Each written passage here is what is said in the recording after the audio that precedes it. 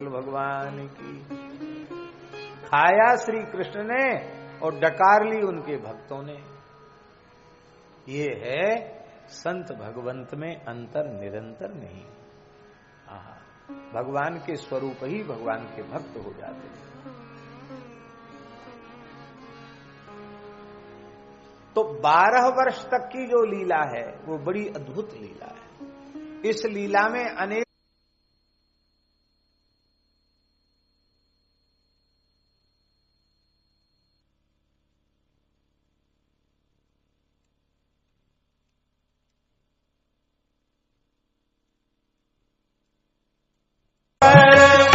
हम पर रोजू कतहु सुधाई ते बड़ दोषु टेढ़ जाने सब बंदे काऊ बक्र चंद्र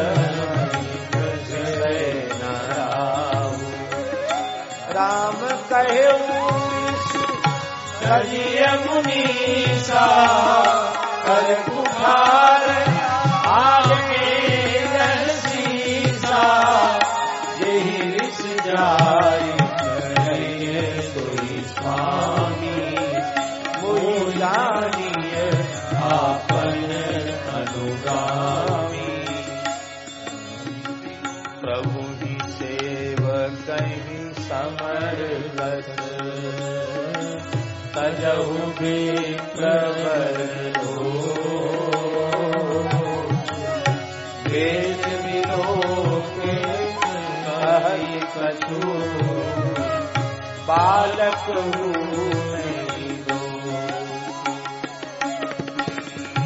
देखी कुठार बान धनुकारी भैलर कलिस वीर विचारी नाम जान भाई उतर देना जो तुम औते हो मुनि की नाई पल रज सिर धरत गुसाई क्षमहु चूक अनजानत केरी कहिए प्रयुल कृपा भरेरी हमई तुमई सरवरी रचनाथा कहु न कहा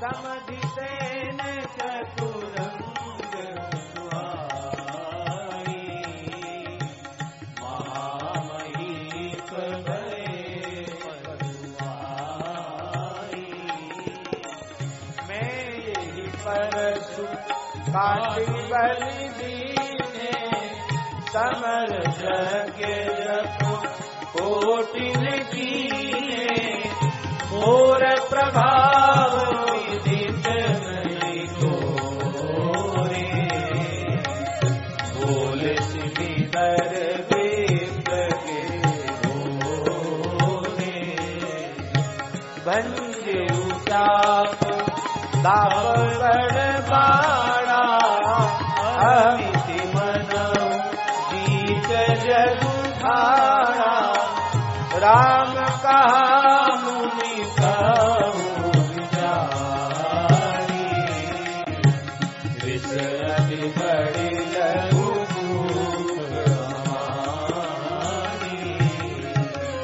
छुअत टूट विनाग पुराना मैं के तू करो अभिमाना मैं के तू करो अभिमाना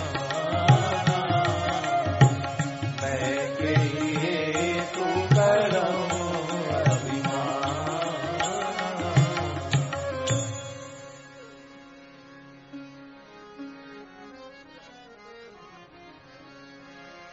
देव दनुज भूपति भक्त जो हमने आप चले गए हाँ देत चाप आप चले गए बरस सुराम मन विस्मय भयो। जाना राम प्रभाव तब पुलक प्रफुल्लित गाय। जोरी पानी बोले बदन हृदय न प्रेम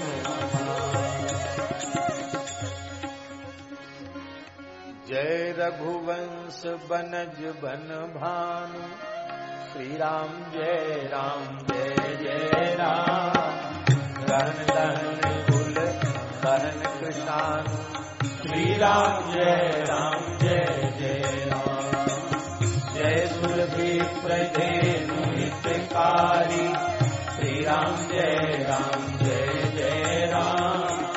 जय मदमोह को ब्रह्महारी।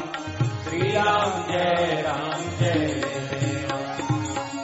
विनयशील करुणा गुण सागर। श्री राम जय जय राम। जयति वचन रचना अति नागर। श्री राम जय जय राम। सेवक सुखद सुमधुरद सरअंगा। श्री राम जय राम। जय शरीर छवि कोटि अनंगा। श्री राम जय जय राम। करो काह एक प्रशंसा। श्री राम जय जय राम। जय महेश मन मानस हंसा।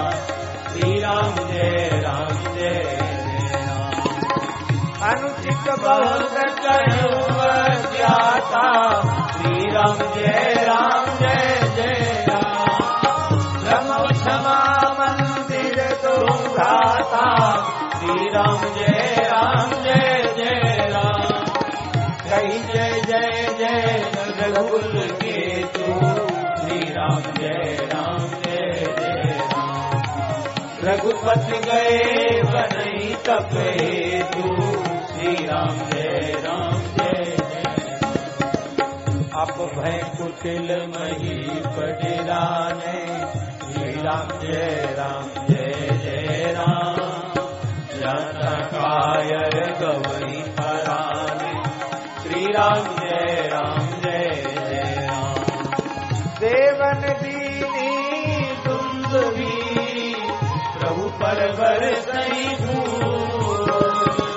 हर से पुर नर नारी सब विधि मोह में। श्री राम जय जय राम। श्री राम जय जय राम। श्री राम जय जय राम। श्री राम जय जय राम। श्री राम जय जय राम। श्री राम जय राम।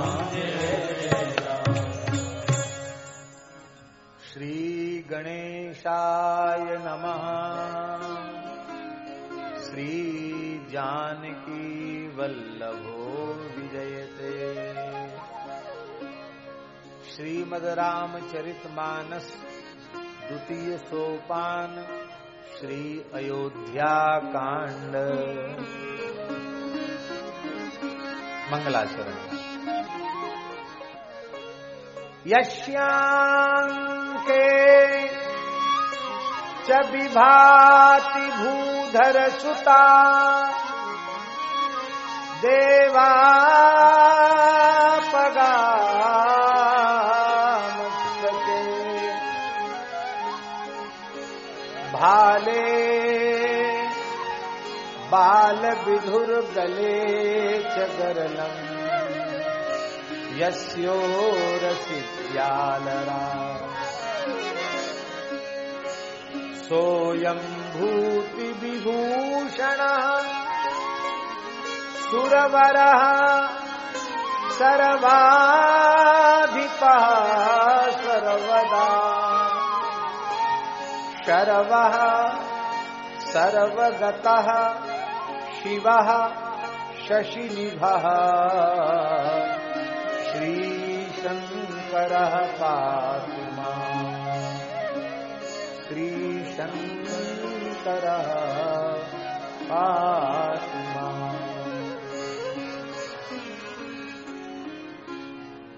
कितना सुंदर ध्यान है भगवान शिव का, आहा क्या कहना।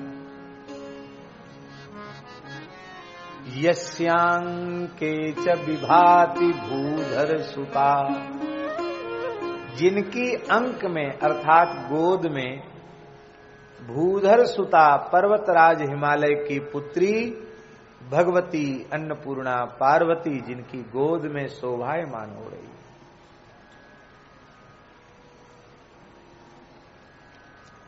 पार्वती जी को गोद में भगवान शिव क्यों बिठाते हैं, इसकी बड़ी चर्चा है। भगवान शंकरषण ने कृपा करके जिसे अपना पार्षदत्व प्रदान किया था, वह चित्रकेतु भी इस दृश्य को देखकर व्यामोह में पड़ गया। उसने यहां तक कह दिया विमान में बैठे बैठे कि अरे देखो ब्रह्मवेत्ताओं की सभा में बैठे हैं और इनको तनिक भी लज्जा नहीं आती, अपनी पत्नी को अपनी गोद में बिठा रखा है। कामुक पुरुष, विषयी संसारी पुरुष भी ऐसा करते होंगे तो एकांत में करते होंगे, और ऋषियों की सभा में इन्होंने पार्वती को गोद में बिठा रखा है। शंकर जी को तो बुरा नहीं लगा, वो तो हंसी आई, क्योंकि शंकर जी नाघम प्रजेश वालानाम वर्णये नानुचिंतये, अज्ञानी जीवों के गुण दोष का विचार शंकर जी करते नहीं। करें तो प्रलय हो जाए, करते कहां, राम राम करते हैं शंकर जी, उनको इस सब की फुर्सत नहीं है। पार्वती जी को अच्छा नहीं लगा, उन्होंने कहा अरे दुष्ट, तेरे गुरु नारद जी सनकादिक भगवान सब सामने बैठे, उनको भगवान शिव में दोष नहीं दिखाई पड़ता, और तू इतना बड़ा सिद्ध हो गया कि भगवान को निर्लज्ज कह रहा है। तू भगवान का पार्षद रहने के योग्य नहीं है, आसुरी योनि में चला जा, श्राप दे दिया। उसने शाप स्वीकार भी किया, और शाप स्वीकार करने के साथ ये भी कह दिया कह शापा कौन अनुग्रह, क्या शाप है क्या अनुग्रह है, कुछ नहीं है, सब कुछ भगवान की इच्छा से होता है। भगवान की इच्छा से मैंने बोल दिया, भगवान की इच्छा से आपने शाप दे दिया, हम स्वीकार करते हैं। चला गया। उसने यह नहीं कहा कि आप हमको क्षमा कर दो, हमारे शाप को बदल दो, कुछ नहीं कहा। हमारे पाप का प्रायश्चित ये भी नहीं पूछा उसने, चला गया। भगवान शंकर ने कहा देखो पार्वती, नारायण परा देवी न कुतश्च न बिभ्यति, स्वर्गाप वर्ग लोके स्वपितुल्यार्थ दर्शिना। भगवान के भक्त किसी से भयभीत नहीं हो, तो देखो उसको मन में आई कह दिया, इसलिए तुम भक्त की महिमा को स्वीकार करो। पार्वती जी को समझाया भगवान शिव ने, लेकिन प्रश्न तो अनुत्तरित रह गया, आखिर शंकर जी पार्वती जी को अंक में स्थान क्यों देते हैं। एक बात तो यह है कि वस्तुतः हमारे जैसे अज्ञानी जीवों को कृतार्थ करने के लिए भगवान शिव पृथक रूप से पार्वती का दर्शन हम लोगों को कराते हैं। वस्तुतः वह प्रधान पुरुष हैं और भगवती जगदम्बा पार्वती उनकी मूल प्रकृति है, और वह एक ही है, उनमें भेद है ही नहीं। शिव और शिवा में भेद नहीं है, एक ही तत्व है। शास्त्रीय दृष्टि यही है। और ऐसा न हो तो भगवान शिव का जो अर्धनारीश्वर स्वरूप जिसका वर्णन पुराणों में भगवान व्यास ने किया है, वेद में भी जिस अर्धनारीश्वर स्वरूप का वर्णन किया गया है, फिर वह असंगत हो जाएगा। इसलिए पार्वती जी शिव जी से पृथक हैं ही नहीं।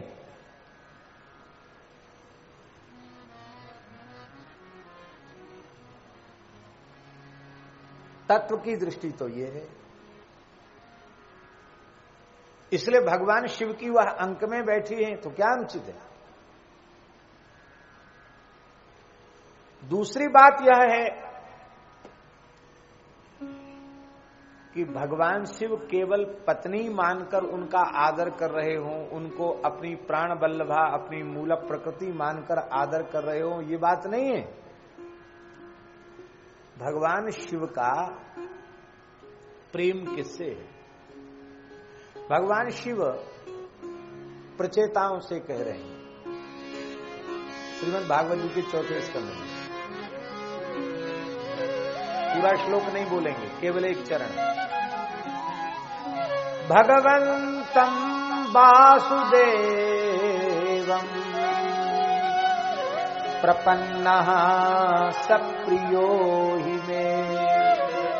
भगवान वासुदेव का जो शरणागत भक्त है वह मुझे अत्यंत प्रिय है। पार्वती जी परम भक्ता है। कितनी बड़ी भक्ता है। सहस नाम सम सुनि शिव वाणी, जप जेई पिय संग भवानी। राम रामेति रामेति रमे रामे मनोरमे, सहस्र नाम तत्तुल्यम राम नाम वरानने। पार्वती जी निरंतर राम नाम का जप करती है। दूसरी बात, चाहे कृष्ण लीला हो अथवा श्री राम लीला हो, भगवान की कोई भी लीला हो, कोई भी चरित्र हो, बिना शिव पार्वती संवाद के प्रकट ही नहीं होता। यहां तक कि हमारे तंत्रागम के जो प्रकरण हैं उनमें भी शिव पार्वती संवाद है। सारे सनातन धर्म के सर्वांगीण स्वरूप को शिव और पार्वती जी ने ही संवाद के माध्यम से प्रस्तुत किया। आप बताओ, पार्वती जी के जैसी श्रोता कोई मिलेगा? न भोले बाबा जैसा वक्ता मिलेगा और न जगदम्बा पार्वती जी के जैसा कोई श्रोता मिलेगा। शंकर जी का कितना प्रेम है वैष्णवों से। भैया जी नमूना बता रहे हैं आपको। भगवान शिव ने एक जगह कहा है पुराण में, हमारे गुरु जी, कि जो धोखे से एक बार राम नाम का उच्चारण कर लेता है, इस पूरे ब्रह्मांड में जो व्यक्ति धोखे से एक बार रकार और मकार का उच्चारण कर लेता है, राम नाम का उच्चारण कर लेता है, भगवान शिव कह रहे हैं पद्म पुराण में, मैं उस पर इतना प्रसन्न होता हूं कि उसको 3 बार नमस्कार कर लेता हूं। भला शंकर जी के द्वारा नमस्कार करने योग्य कौन होगा? पर धोखे से कोई राम नाम ले ले तो 3 बार उसको नमस्कार कर लेते हैं शंकर जी। और श्री रामानंदाचार्य जी के चरित्र में आता है कि जब श्री आदि रामानंदाचार्य भगवान काशी में ही अंतिम क्षण तक विराजे और जैसे ही वो भगवान विश्वनाथ का दर्शन करने श्री शिवरात्रि के अवसर पर गए तो स्वयं भगवान शिव ने प्रकट होकर उनकी अगवानी की और उनसे एक प्रश्न पूछा। बोले, धोखे से राम नाम लेने वाले को तो मैं 3 बार प्रणाम कर लेता हूं और मेरे आराध्य राम जी ही आचार्य रूप में प्रकट हों और अहर्निश प्रेमाश्रु नेत्रों में भरकर राम नाम का जप करें भरत भाव से, तो उन आचार्य को मैं कितनी बार प्रणाम करूं? शंकर जी ने पूछा, उनके चरित्र में आता, रामानंदाचार्य जी के चरित्र में। आपको कितने? तो कहते इतना सुनते ही आचार्य चरण भाव मग्न हो गए और परस्पर दोनों आलिंगन में बद्ध हो गए।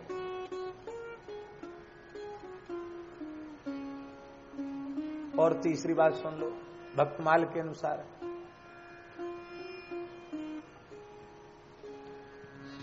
क्या लिखा है? कहाँ है पोथी? तो हम तुरंत बताएं। है पोथी?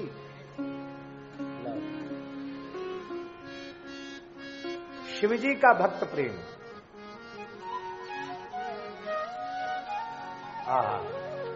इसलिए तो कथा में लेट होते हैं। और लेट का कारण क्या है? श्री सीताराम जी महाराज की।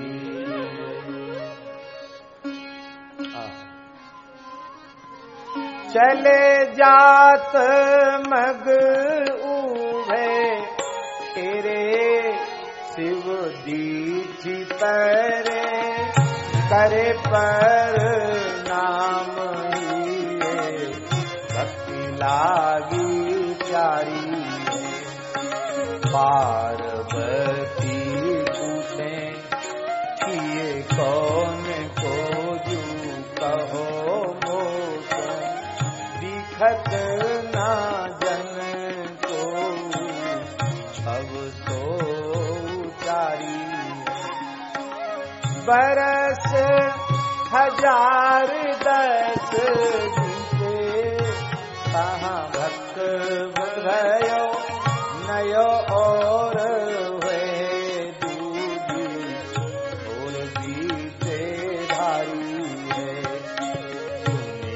सुनी प्रभाव हरिदासन तो भाव बढ़्यो, रढ़्यो कैसे जात चढ़्यो, रंग अति भारी है। हाथ रढ़्यो कैसे जात चढ़्यो, रंग अति भारी है। एक चरित्र का वर्णन भक्तमाल के टीकाकार प्रियादासी ने किया है।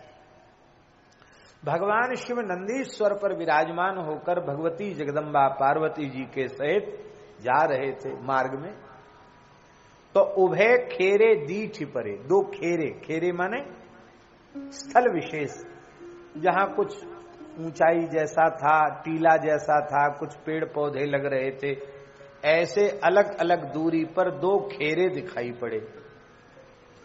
तो शंकर जी ने नंदीश्वर से उतरकर उन खेरों को प्रणाम किया, दंडवत प्रणाम किया। तो पार्वती जी ने पूछा कि पार्वती पूछे कि ये कौन को जी, आपने किसको प्रणाम किया? कोई मंदिर नहीं, कोई मठ नहीं, कोई देवता नहीं, आपने भला किसको प्रणाम किया?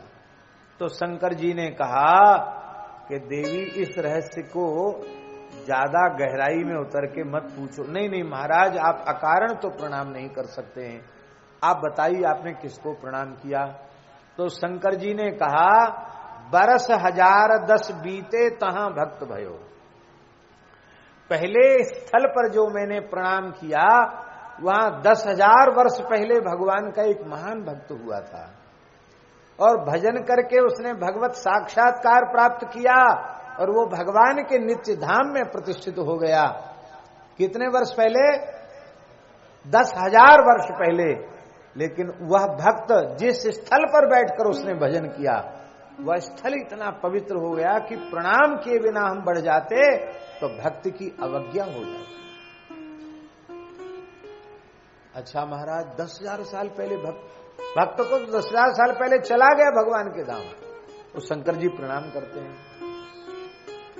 और दूसरा जो खेरा है वहां क्या है?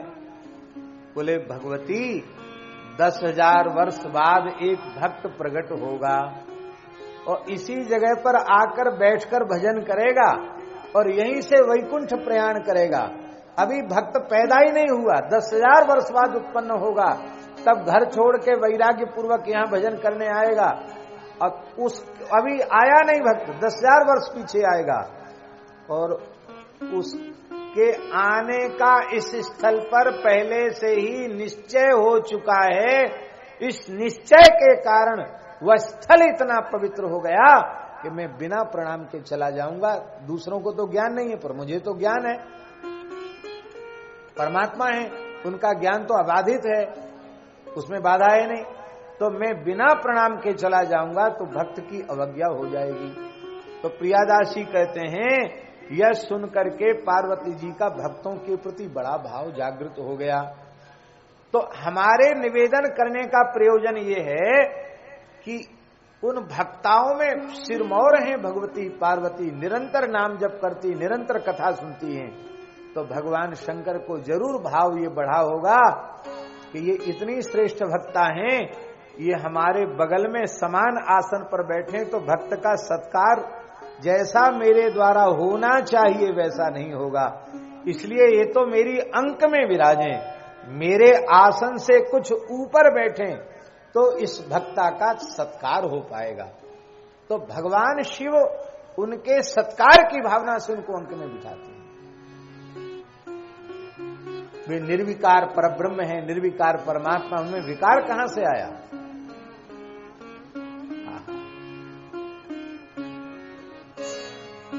पार्वती कौन है? भगवान शिव की आत्मा ही पार्वती है और आत्मा में रमण करने के कारण भगवान शिव आत्मा राम है। योगियों के सिद्धांत में जो षट चक्र हैं, उन षट चक्र में अंत में मस्तक में सहस्रार चक्र है, सहस्त्रदल पद्म है और उस सहस्त्रदल पद्म की कर्णिका में परमात्मा शिव विद्यमान है और वहां योगी लोग ध्यान करते हैं। सहस्त्रदल कमल में शिव शक्ति से युक्त होकर के विराजमान है और शक्ति उनके अंक में ही विद्यमान है, ऐसा ध्यान किया जाता है। यस्यांके च विभाति, विभाति माने बड़ी शोभायमान हो रही है। नीचे बैठती तो उतनी शोभा नहीं होती, गोद में बैठने से बड़ी शोभा हो रही है। यस्यांके च विभाति भूधर सुता देवा पगा मस्तके। अब देखिए, भूधर सुता देवा पगा, भूधर सुता देवा पगा, पार्वती भी भूधर सुता हैं और देवा पगा गंगा भी भूधर सुता है। तो देहली दीपक न्याय से ये भूधर सुता दोनों में घटित हो रहा है, पार्वती जी में भी घटित हो रहा है और गंगा जी में भी घटित हो रहा है। गंगा जी प्रकट में किसकी बेटी हैं? हिमालय की बेटी हैं कि नहीं? हिमालय से गंगा जी निकलती हैं, इसलिए हिमगिरी नंदिनी गंगा जी को कहा जाता है। तो कितने प्रसन्न हैं भोले बाबा, अपने ससुर जी की एक पुत्री को तो गोद में बिठा रखा है और दूसरी को तो सिर पे चढ़ा रखा है। अरे राम राम, सिर पे चढ़ा रखा है। कोई संसार का व्यक्ति भी किसी स्त्री से बहुत प्रेम करता होगा तो भरी समाज में तो सिर पे नहीं चढ़ा सकता उसको, एकांत में भगवान जाने, पर भरी सभा में तो सिर पे तो नहीं बिठा सकता होगा कम से कम। पर भगवान शंकर हिमालय की दूसरी पुत्री गंगा को निरंतर सिर पर विराजमान करके रखते हैं। क्यों? क्योंकि वह विष्णु पादोद्भवा भी हैं, भगवान के चरणों से प्रकट भई हैं। और वैष्णव जब चरणामृत लेते हैं तो क्या कहते हैं? अकाल मृत्यु हरणम सर्वव्याधि विनाशनम विष्णोः पादोदकम पीत्वा शिरसा धारयाम्यहम्। हम अपने मस्तक पर धारण करते हैं। तो वैष्णव तो चरणामृत लेने के बाद एक बूंद कुछ थोड़ा बहुत बचता उसको सिर पे ऐसे धारण कर लेते हैं और शिव जी तो निरंतर भगवत चरणामृत को अपने ललाट में, अपने मस्तक पर, अपनी जटाओं में धारण करते हैं। तो जिनकी अंक में पार्वती जी की विलक्षण शोभा हो रही है और जिनकी जटाओं में भगवती त्रिभुवन पावनी पतित पावनी श्री गंगा जी की शोभा हो रही है। और भाले बाल विधु, जिनके मस्तक पर बाल विधु है, बाल विधु माने शुक्ल पक्ष की द्वितीया का चंद्रमा जिनके मस्तक पर शोभायमान हो रहा है। कहते चंद्रमा को दक्ष ने शाप दे दिया था, पुराणों की कथा है। चंद्रमा को दक्ष ने शाप दे दिया था कि तुम अपनी 27 पत्नियों में रोहिणी से ज्यादा प्रेम करते हो, मेरे बार बार समझाने पर भी तुम मानते नहीं हो, अपनी भेद बुद्धि का त्याग नहीं करते हो। तुम्हारी 27 पत्नियां हैं तो सबके प्रति समान दृष्टि रखनी चाहिए और तुम्हारा प्रेम रोहिणी से ज्यादा है। 26 बिचारी कलपती रहती हैं, तुम शाप देते हैं, तुमको अपने रूप का गुमान है, तुम्हारी कला क्षीण होती चली जाएगी, तुम राज यक्षमा से ग्रस्त हो जाओ, तुमको टीबी हो जाए, क्षय रोग हो जाए। चंद्रमा को क्षय रोग हो गया और चंद्रमा को द्विजराज कहा जाता है, ब्राह्मणों का राजा कहा जाता है। और चंद्रमा को औषधियों का, वनस्पतियों का राजा कहा जाता है। केवल सूर्य ही सूर्य हो और चंद्रमा न हो तो बिना प्रलय के प्रलय हो जाएगा, और केवल चंद्रमा ही चंद्रमा हो, सूर्य न हो तो भी बिना प्रलय के प्रलय हो जाएगा। भगवान की सृष्टि में सूर्य चंद्र दोनों की समान महिमा है। तो चंद्रमा का क्षीण होना संपूर्ण प्रकृति के लिए विप्लवकारी था। सब हाहाकार करने लगे। तब चंद्रमा को कहा गया कि भगवान शिव की शरण में जाओ, क्योंकि भावी मैट सके त्रिपुरारी, भोले बाबा कुछ का कुछ बदल देते हैं। विनय पत्रिका में गोस्वामी जी ने कहा, बावरो रावरो नाह भवान, बावरो रावरो नाह भवान, बावरो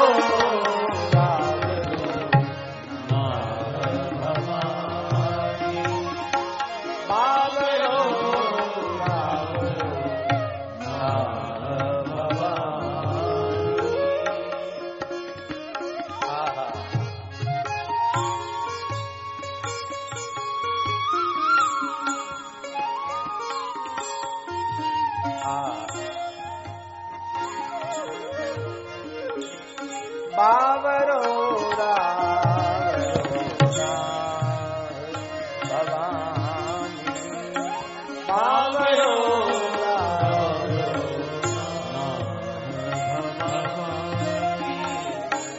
दानी बड़ो दिन देत दये बिन, दानी बड़े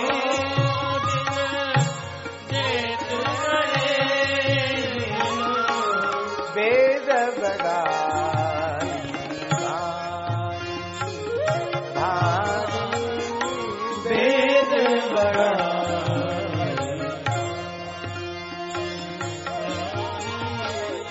बावरो रावरो नाथ भवानी, बावरो रावरो नाथ। पूरा पद नहीं बोलेंगे, केवल एक चरण बोल देते हैं, क्यों विलंब हो रहा है। जिनके भाल लिखी लिपि मेरी, जिनके भाल लिखी लिपि में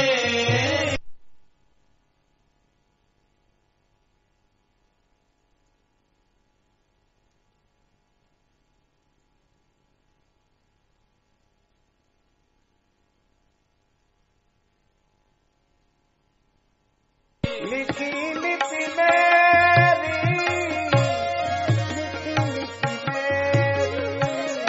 लिखी लिपि मेरी,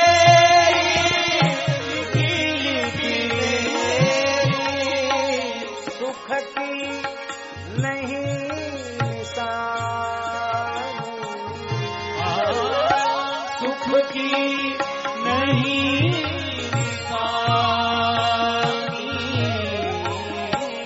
तिन रंकन को नाथ सवारत, दिन रंगन को नाथ सवारत, हो आयो नगवानी, हो आयो नखवानी, बावरो रावरो नाथ भवानी, बावरो रावरो नाथ भवानी। ब्रह्मा जी कह रहे हैं, भवानी आपका नाह पति बावरा है। कैसे? हमने जिनके ललाट पर सुख की नाम निशान भी नहीं लिखा है, ऐसे ऐसे महाभाग्यहीन वो भी इनके सामने जाकर दीन भाव से पुकारने लग जाते हैं,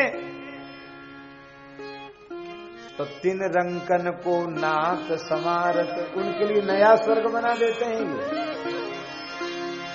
हमारी तो कहीं चलती ही नहीं है। हम जो कुछ लिखते हैं, लिखित विधि ललाटे प्रोज्झुतुम कस समर्थ, पर कह समर्था ये सबके लिए है, शंकर जी के लिए नहीं। शंकर जी पोंछ देते हैं, उसको मिटा देते हैं, धो डालते हैं।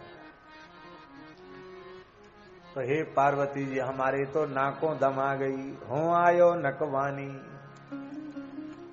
क्या करें महाराज, हमारी बड़ी शिकायत है। क्या शिकायत है? ब्रह्मा जी कह रहे हैं, बोले दुख दीनता दुखी इनके दुख। दुख और दीनता दुखी हैं। क्यों? ये न किसी को दुखी रहने देते, न किसी को दीनहीन रहने देते, सबको बना देते बड़ा। तो दुख और दीनता दोनों ही दुखी हैं। और जो जाचकता है ना, मगतापना, ये बहुत घबरा रहा है इनसे, क्योंकि ये इतने उदार चक्र चूड़ामणि हैं कि महादेव महादेव महादेवेत यो बदेत एकेन शंभु कृतस्यात् द्वाभ्याम शंभु ऋणी भवेत्। 3 बार कह दे महादेव महादेव महादेव। बोले महाराज एक बार में तो इसने हमको खरीद लिया, अब 2 बार और कह दिया तो ये साहूकार हो गया, हम कर्जदार हो गए। इतने कृतज्ञ हैं शंकर जी। तो इसलिए यह अधिकार सौंपिए और ही, ये ब्रह्मा जी का जो पोस्ट है ना, इस पे किसी दूसरे को बिठा दो। क्यों? बोले भीख भली में जानी। तुम क्या करोगे फिर? बोले हम भी सीताराम राधे श्याम करके मधुकरी मांग के खा लेंगे, भजन करेंगे। अब हमको ब्रह्मा जी के पद से मुक्त कर दिया जाए।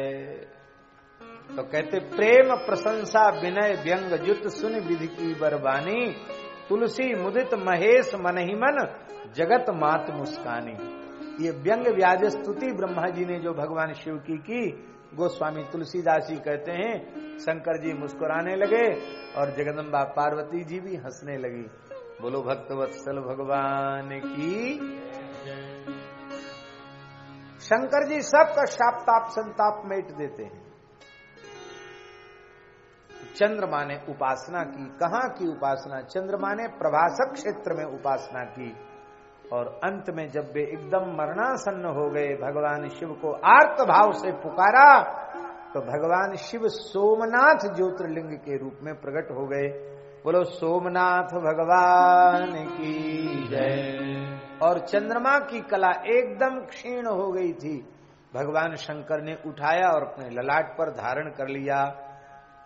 बाल विधुर भाले बाल विधु, उस चंद्रमा को भगवान शिव ने अपने मस्तक पर धारण कर लिया और कहा अब इससे नीचे क्षरण नहीं होगा तुम्हारा, अब निरंतर तुम्हारी वृद्धि होगी। तो द्वितीया से तृतीया को बढ़ता है, फिर चतुर्थी को, पंचमी को, षष्ठी को, सप्तमी को, अष्टमी को, फिर हमारे पूर्णिमा पर आने पर चंद्रमा पूर्ण हो जाता है। दक्ष जी बोले हमारे सांप का क्या होगा? बोले तुम्हारे सांप की भी व्यवस्था बनाई देते हैं। एक पक्ष में कला बढ़ेगी और एक पक्ष में कला घटेगी, तुम्हारा सांप भी रहा आएगा। व्यवस्था शंकर जी ने दे दी।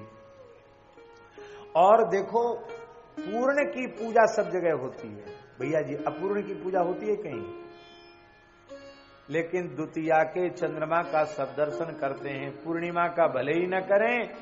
पूर्णिमा को पंचांग में नहीं लिखा रहता चंद्र दर्शन, पर शुक्ल पक्ष की द्वितीया को पंचांग में लिखा रहता चंद्र दर्शन, क्योंकि शुक्ल पक्ष की द्वितीया को चंद्रमा का दर्शन करने पर साक्षात भगवान शिव के दर्शन का पुण्य प्राप्त होता है। इसलिए जहां तक अपनी ध्यान में रहे, सावधानी रहे, तो शुक्ल पक्ष की द्वितीया को चंद्र दर्शन अवश्य करना चाहिए। हमने ये नियम पूज्य रमणरति वाले महाराज जी का बड़ा पक्का नियम देखा। वो पहले से पक्का रखते हैं कि आज चंद्र दर्शन है और फिर चंद्र दर्शन में बिल्कुल उपस्थित रहते हैं।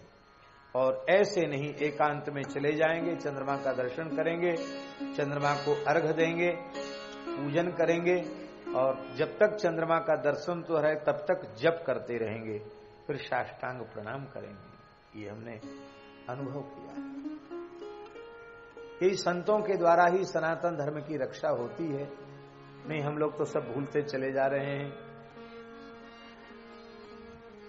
भाले बाल विधुर गले चगरलम, मस्तक पर द्वितीया का चंद्रमा है। यमाश्रितो हि वक्रोपि चंद्रः सर्वत्र वन्द्यते। बालकांड में कहा जिनका आश्रय लेने से वक्र चंद्रमा भी सबके लिए वंदनीय हो जाता है। जिनके कंठ में गरल है, गरल माने विष है, हृदय में विष नहीं है, मुख में विष नहीं है, कहां विष है? इतने में विष है।